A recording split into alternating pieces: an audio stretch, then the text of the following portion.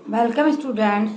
अभी हम चल रहे हैं वर्क पावर एंड एनर्जी वाला जो 12 चैप्टर है 9th क्लास का, उसमें हम आगे बढ़ रहे हैं। अभी मैंने आपको अपने पिछले जो पढ़ाया है टीचिंग की क्लास दिया है, उसमें मैंने आपको वर्क की डेफिनेशन उसके मात्रक बताए। अब मैं बताऊंगी आज आपको कि किस तरह की से किस कोण पर अगर विस्थापन होता है तो कार्य कैसा होता है, नेगेटिव, पॉजिटिव एंड शून्य, जीरो वर्क किस किस दिशा में होगा। सबसे पहले जब वस्तु पर लगा बल एवं विस्थापन एक ही दिशा में हो, पहली सिचुएशन है जब वस्तु पर लगा बल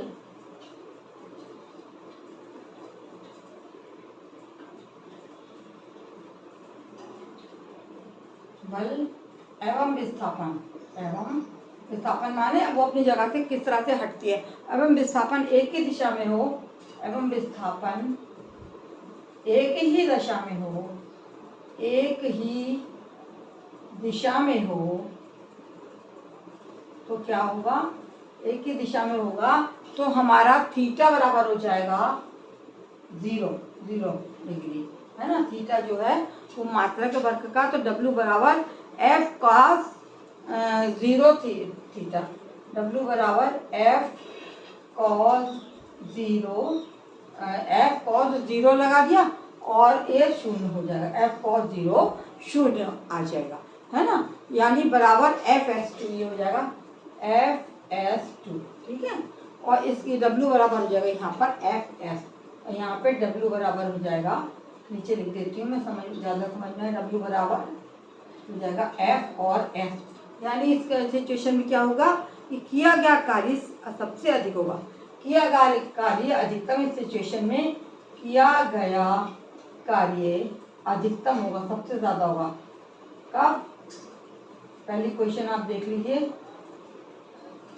कब होगा ये जब होगा जबकि वस्तु पर लगा बल एवं विस्थापन एक ही, जिधर बल लग रहा है उधर ही वस्तु विस्थापित हो रही है, तो सबसे ज्यादा कार्य होगा और F बराबर W बराबर हो जाएगा FS, और जो किया गया कार्य वो अधिकतम होगा। यदि दूसरी कंडीशन क्या है, यदि विस्थापन बल की दिशा के लंबवत हो, यदि विस्थापन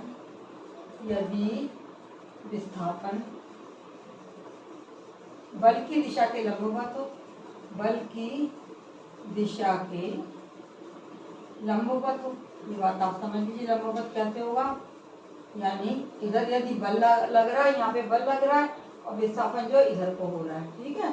लंबवत होगा यदि विस्थापन बल की दिशा के लंबवत है, तो थीटा बराबर हो जाएगा 80 डिग्री समय पर 90 डिग्री। लंबवत जो यहाँ पर थीटा कितना हो जाएगा 90 डिग्री, और W बराबर हो जाएगा W बराबर वर्ग पर FS cos 90, FS cos 90 degree, FS दूरी कितनी हो जाएगी cos 90, और W बराबर हो जाएगा, ऐसी कंडीशन में W बराबर 0 हो जाएगा। यानी किया गया कार्य कैसा होगा, किया गया कार्य इस स्थिति में शून्य होगा। यदि लंबवत है तो किया गया कार्य शून्य होगा,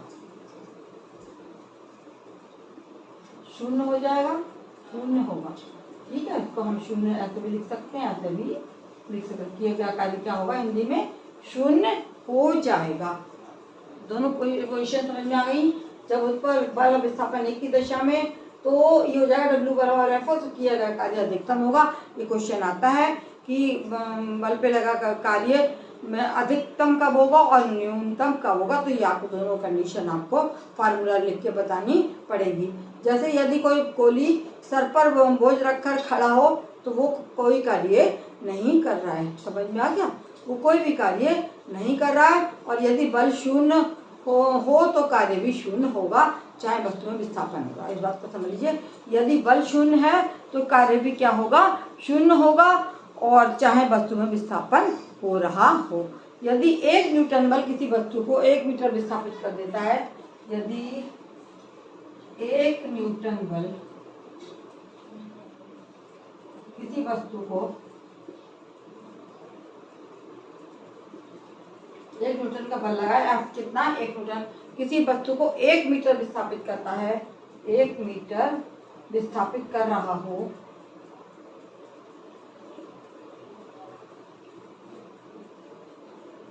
तो क्या होगा ऐसी कंडीशन में, 1 मीटर विस्थापित कर रहा हो, है ना, तो क्या होगा, किया गया कार्य कितना होगा, तो किया गया कार्य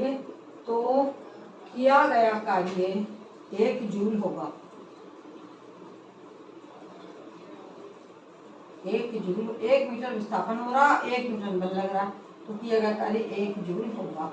इस बात को आप बिल्कुल रट लीजिए, समझ लीजिए कि 1 जूल कब कैसे होता है। 1 न्यूटन बल किसी वस्तु पर 1 मीटर विस्थापित कर देता है तो किया गया कार्य 1 जूल होगा। सीजीएस पद्धति में कार्य का मात्रक अर्ग होता है। सीजीएस पद्धति में कार्य का मात्रक अर्ग होता है। अर्ग ERG अर्ग होगा। ये अलग अलग पद्धति में मात्रक जो है अलग अलग उसकी वो होती है। और जूल एवं अर्ग में क्या संबंध है? जूल एवं अर्ग में संबंध देख लीजिए। जूल एवं अर्ग में संबंध, क्या संबंध है? आ सकता है जूल और अर्ग में क्या संबंध है। तो आप क्या दिखाएंगे कि 1 जूल बराबर है 1 न्यूटन गुणा 1 मीटर। 1 जूल बराबर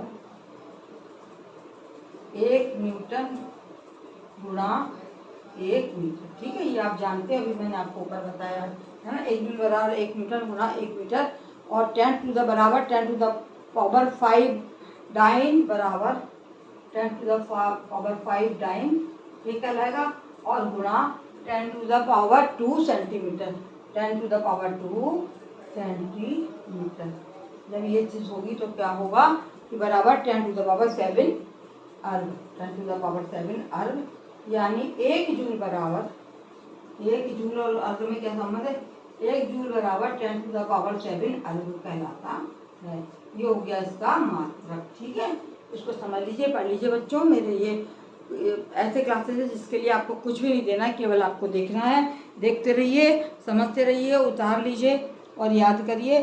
आपको इसी में से क्वेश्चंस मिल जाएंगे। और मेरा चैनल जो है वो आप शेयर करें, अन्य साथियों को बताएं और इसी तरीके से मेरे चैनल को देखते रहें। धन्यवाद।